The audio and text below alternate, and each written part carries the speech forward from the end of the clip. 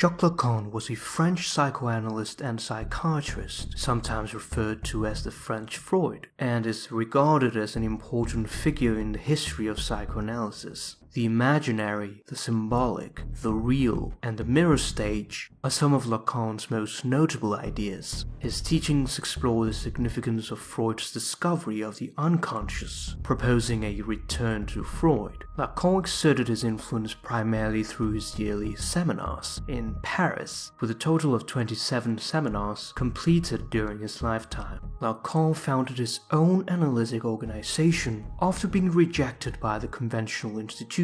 His magnum opus is the 900-page Écrits or Writings, which gather many of Lacan's most important ideas, as well as condensed versions of the annual seminars. The book elevated Lacan into his fame as the French Freud. However, the best way to start with Lacan is through his seminars. His vision recovers in Freud the intimate relationship between the unconscious and the ego. For Lacan, the ego is an object rather than a subject. The portrait of the ego as object is at the heart of Lacan's lifelong critical polemics against Anglo-American ego psychology. For Lacan, the error is that they pretend to explain human behavior through the desire and rationality of an autonomous ego. However, the ego is nothing more than an epiphenomenon, a secondary effect that, far from managing desire, is a mere product of it. We desire things to become a more fulfilled self. However, we can never truly be ourselves, as our desire is never quenched. One of Lacan's most famous statements is, "The unconscious is structured like a language." Lacan's notion of language is influenced by Ferdinand de Saussure's linguistic structuralism. In semiotics, the study of signs, a sign has two aspects, signifier and signified. These two are completely psychological and do not represent material concepts. The signifier is the symbol, sound, or image that represents an underlying concept or meaning, for example, an apple.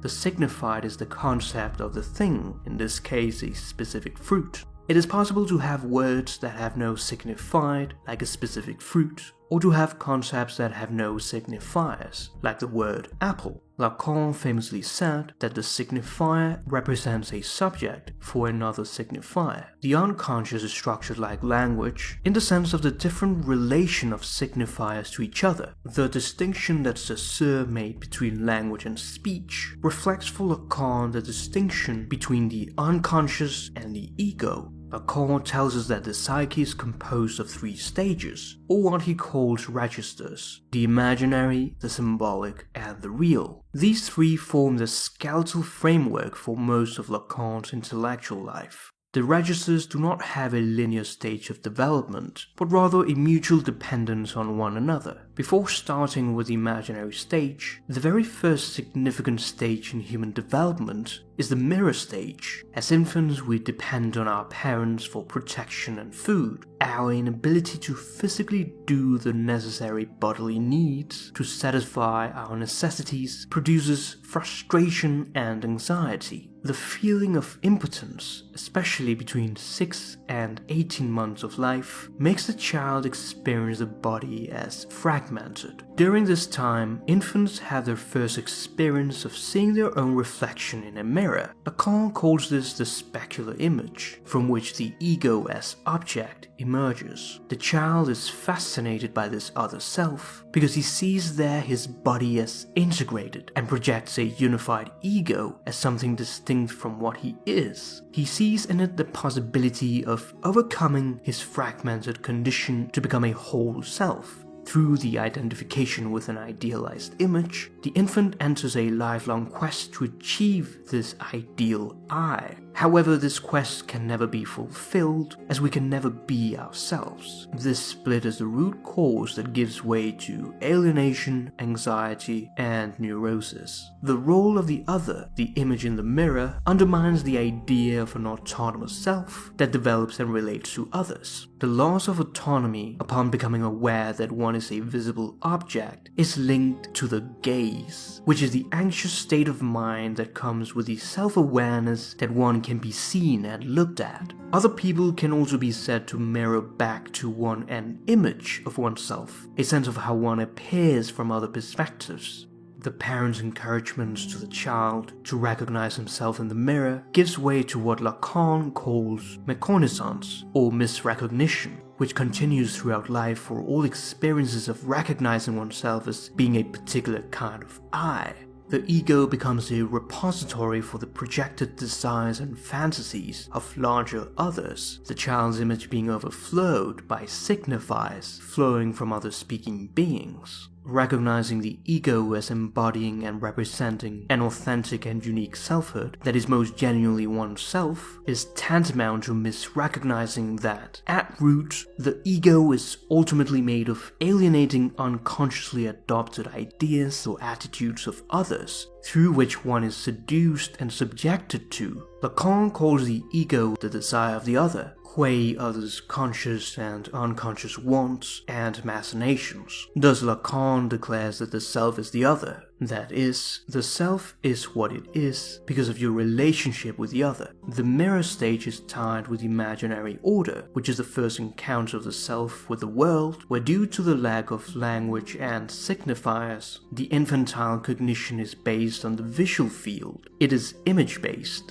In broader terms, it is concerned with who and what one imagines other people to be, what one imagines when communicating with others, and what one imagines oneself to be, including from the imagined perspectives of others. The imaginary is central to Lacan's conception of ego formation, as experienced in the mirror stage. It is an intrinsic, unavoidable dimension of one's existence, and it is neither possible nor desirable to eliminate the illusions of the imaginary. In other words, it is a host of intrasubject and intersubjective relationships which are imagined and internalized. The fictional abstractions of the imaginary, far from being merely unreal as ineffective, inconsequential epiphenomena, are integral to and have very concrete effects upon actual, factual human realities. Lacan emphasizes the dependence of the imaginary on the symbolic. This dependency means that we are shaped and determined by social-linguistic structures and dynamics. The symbolic is theorized on the basis of resources provided by structuralism, particularly Saussure. It refers to the laws, customs, norms, institutions, rituals, and traditions that structure the social-cultural environment that one inhabits. Lacan calls this the symbolic order, or the big other.